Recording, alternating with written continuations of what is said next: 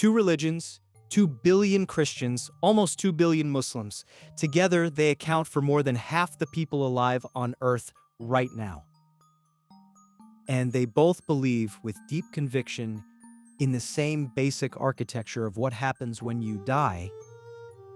Your soul is judged, your deeds are weighed, and based on what you did with your life, you go to heaven or you go to hell forever.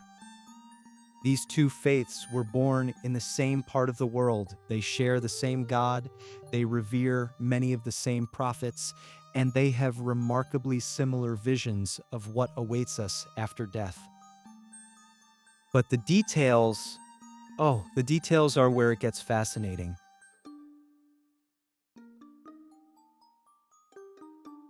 Welcome back to What Happens When We Die.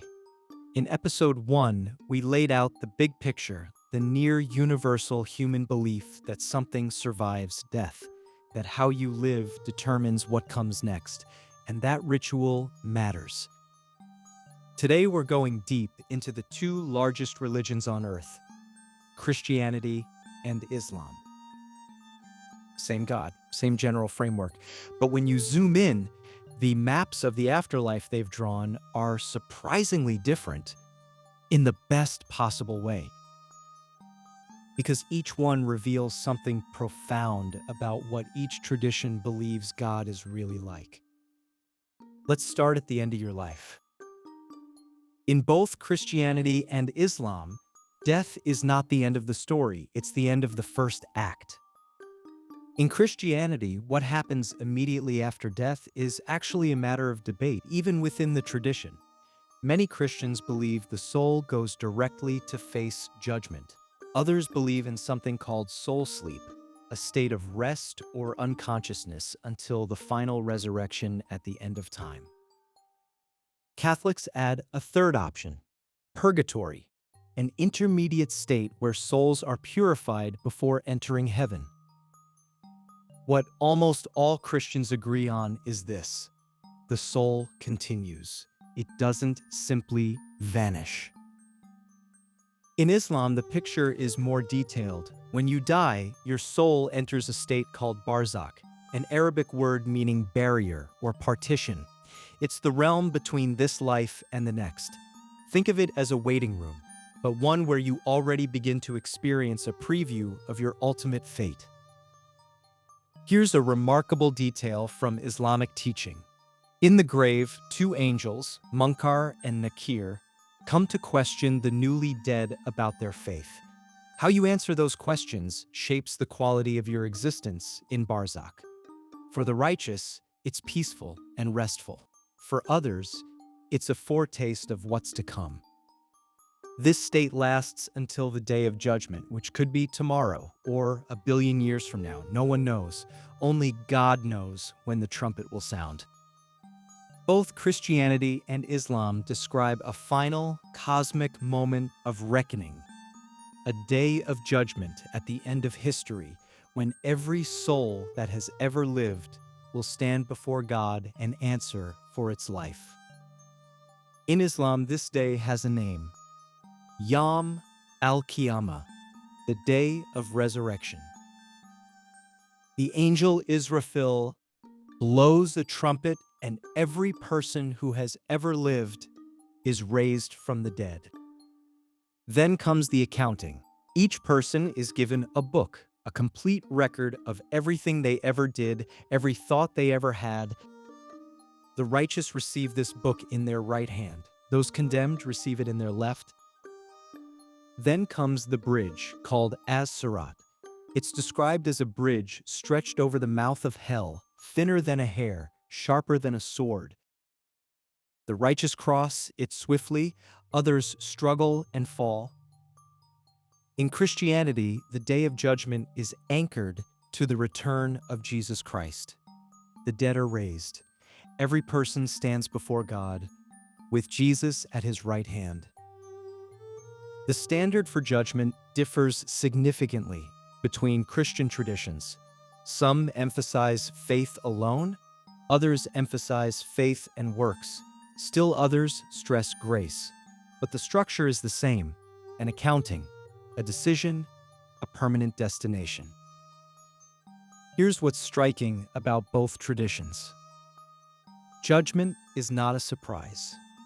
In Christianity, you've had your whole life, and the gift of Jesus' example and sacrifice. In Islam, you've had the Quran, the prophets, and the law. Neither God presents the verdict coldly. In both traditions, God is described above all as merciful. The judgment is real, but it emerges from a God who deeply wanted you to succeed. Both Christianity and Islam promise paradise to the faithful. Both describe it as a place of unimaginable joy and peace, free from suffering, pain, and death. But the texture of that paradise is quite different. Jannah, Islamic paradise, is described in rich sensory detail in the Quran. It's a garden of rivers, fruits, silk, and gold. There are 7 levels, each more glorious than the last, with the highest level reserved for the prophets and the most righteous. The word Jannah itself literally means garden, an image deeply resonant in the arid landscape where Islam was born. In paradise, believers are reunited with their families. There is no sadness, no illness, no death. The ultimate reward, many scholars emphasize, is not the gardens or the rivers, it's the pleasure of God. The direct experience of divine approval and presence. Christian heaven has been imagined in many ways across 2,000 years of theology and art. In its most essential form, it is communion with God, the beatific vision, a direct experience of the divine that the human mind can't fully comprehend in this life. Many Christian traditions also affirm a bodily resurrection.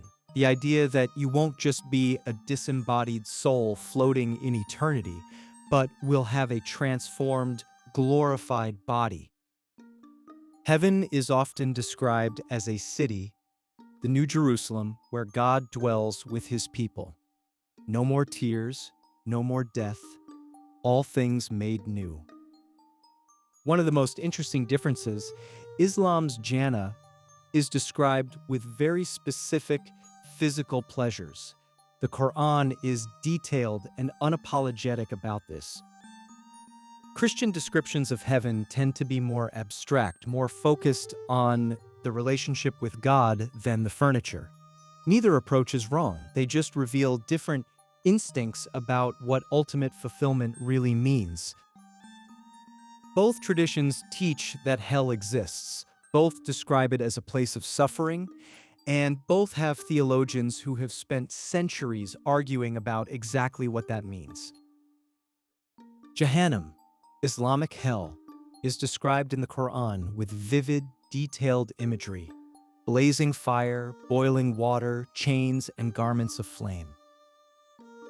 Like Jannah, it has levels, and the lower the level, the more severe the punishment. But here's something many people don't know. Islamic teaching is not uniform on whether Jahannam is eternal for everyone. Some scholars hold that for Muslims who sinned but maintained faith, hell is temporary, a purification, not a permanent sentence.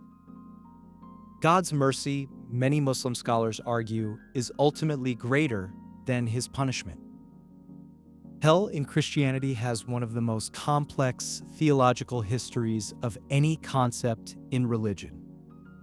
The word itself comes from multiple different sources. The Greek Gehenna, a literal burning trash heap outside Jerusalem that became a symbol of punishment, Hades, the Greek underworld, and Tartarus. Medieval Christianity developed the image most people carry today, a place of fire and eternal torment. But throughout Christian history, and especially in recent centuries, theologians have debated 3 main positions: eternal conscious punishment, annihilationism, the soul simply ceases to exist, and universal reconciliation. Everyone is ultimately saved. None of these is the official, settled position of all Christians. What both traditions share is this: hell is ultimately a consequence of choice. In both Christianity and Islam, God does not send people to hell arbitrarily. It is the destination of those who chose persistently and finally to reject God and the path of goodness. In a strange way, hell in both traditions is a monument to human freedom, the terrifying proof that your choices matter forever. Christianity and Islam are often presented as rivals, and theologically there are real and significant differences, especially around the nature of Jesus, the authority of the Quran, and the path to salvation. But when you look at their visions of the afterlife side by side, what strikes you is the family resemblance. The same essential story, a God who created human beings and cares desperately about what they do with their lives. A moment of death that is not the end. A judgment that is ultimately fair, because it's conducted by a God who is both perfectly just and perfectly merciful. A paradise that is real and embodied, not just a metaphor. And a hell that is the shadow side of human freedom. Both traditions are, at their core, saying the same thing: this life matters. Every day you are given is a gift with weight to it. How you treat people, whether you're honest, whether you're generous, whether you seek God, these are not small things. They are the substance of an eternal story. Christianity and Islam give us a powerful framework: one life, one judgment, one final destination. But what if that's not how it works? What if death isn't a door, but a revolving door? Next episode, we're heading east, deep into the oldest living religious tradition on Earth, to explore a vision of the afterlife that is almost incomprehensibly different. No single judgment, no permanent heaven or hell. Instead, an endless cycle of birth, death, and rebirth driven by a cosmic force that keeps perfect score across multiple lifetimes. That's episode 3, The Endless Wheel. Hinduism, karma, and the soul that won't stop coming back. If this series is making you think, and I genuinely hope it is, hit subscribe and leave a comment. Does the idea of a final judgment feel comforting to you or terrifying? I read every single one. See you in episode 3.